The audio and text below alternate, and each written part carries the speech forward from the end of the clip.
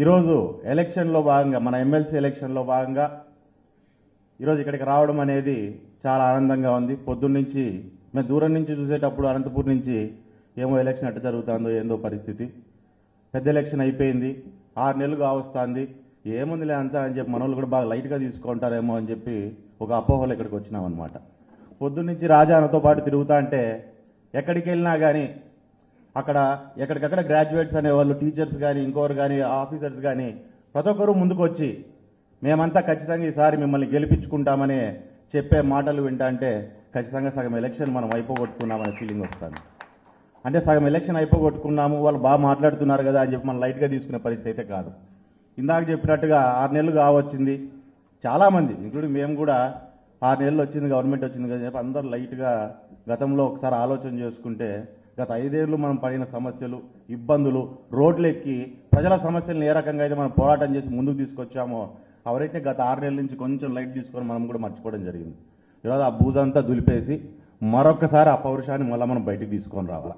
Janasena, Telugu Desam, BJP కార్యకర్తలు అంతా కలిసి ఈ రాష్ట్రాన్ని ముందుకు ఏ రకంగా అయితే ముందు నడిపించుకొని మంచి కోసం కలిసి మనం ఈరోజు ముందుకు నడిచామో అదే రకంగా ఈరోజు ఈరోజు గుంటూరు, కృష్ణా జిల్లా ఎమ్మెల్సీ ఎలక్షన్ల కోసం కూడా మనం అదే రకంగా మనం అంతా కలిసి ముందుకు రావాల్సిన అవసరం ఉందని మీకు అందరికీ తెలియజేస్తున్నా. ఈరోజు ఎలక్షన్లో నిలబడ్డము, పనిచేయడము, లేకుంటే ఓట్లు వేయడము ఇవన్నీ ఎంత ముఖ్యమో అన్నిటికంటే ముఖ్యమైనది ఏంటంటే ఎలక్షన్ హియరింగ్. ఎలక్షన్ హియరింగ్ అనేది చాలా ముఖ్యమైన ప్రాసెస్ ఏ ఎలక్షన్లో అయినా సరే. ఆ ఎలక్షన్ హియరింగ్ అనేది పైనుంచి పెద్దలు నిలబడిన వారు కావచ్చు, లేదంటే పక్కనున్న పెద్దలందరూ మనం ఎంత నడిపినప్పటికీ ముఖ్యంగా గ్రౌండ్లో నడపాల్సిందంతా ఇక్కడ కూర్చున్న కార్యకర్తలే.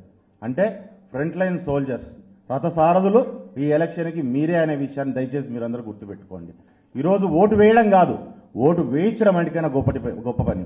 ఈరోజు చదువుకున్న వాళ్ళు, అంటే ఈరోజు ఎడ్యుకేషన్ అంతో ఇంతో డిగ్రీ ఉన్న వాళ్ళంతా ఎలక్షన్ కదా ఏముంది లేదు. ఎందుకంటే మాకు కూడా రాయలసీమలో గతంలో ఎలక్షన్ జరిగినప్పుడు చాలామంది ఫస్ట్లో ఎట్లా ఫీలింగ్లో ఉండంటే ఏదో అదర్ డిగ్రీ హోల్డర్స్ కదా, డిగ్రీ ఉన్న వాళ్ళు ఎలక్షన్ చేయాలా, మనం కాదు కదా అని ఆలోచన చేస్తాను.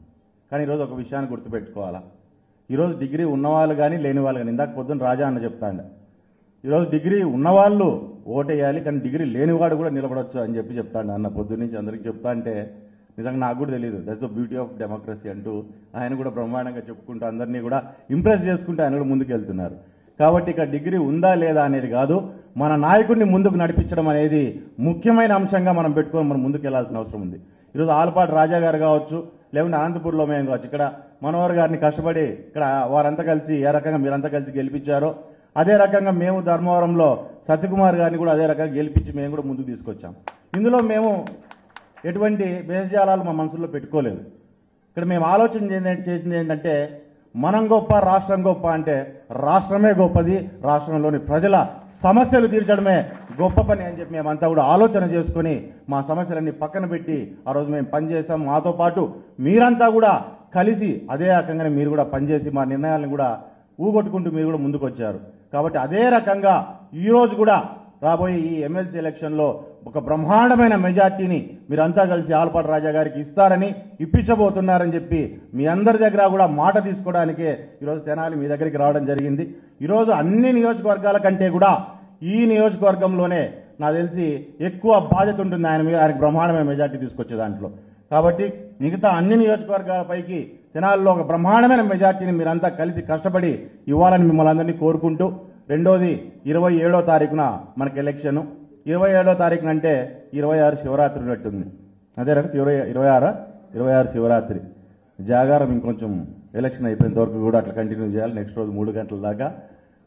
కాబట్టి పండగ ఉంది కదా అని చెప్పి చాలామంది కొంచెం లైట్ తీసుకుంటూ అంటారు. వారందరికీ కూడా మీరు చెప్పాలి, ఓటు మీరు వేయడమే కాక అందరితోనే వేయించాలి. రెండోది మన జనరల్ ఎలక్షన్లా కాదు, ప్రశాంతంగానే జరిగిపోతూ ఉంటుంది. వస్తూ అంటారు, ఓటర్లు పోతా అంటారు, కానీ ప్రతి ఒక్కరిని కదిలించడం అనేది చాలా ముఖ్యమైన విషయం. దాన్ని మాత్రం దయచేసి మీరు అందరూ గుర్తుపెట్టుకోవాలా. శివరాత్రి పండగ అయిపోగానే ఈ పండగను కూడా, ఎలక్షన్ పండుగను కూడా కడిపోగొట్టి ఒక బ్రహ్మాండమైన గెలుపుని మనం చూడబోతున్నాము. చూపిస్తారు మీరంతా అని చెప్పి మీ అందరి దగ్గర నుంచి ఆశిస్తూ ఈ అవకాశం ఇచ్చినందుకు మీకు అందరికీ పేరు పేరున ధన్యవాదాలు తెలియజేసుకుంటూ సెలవు తీసుకుంటున్నాను.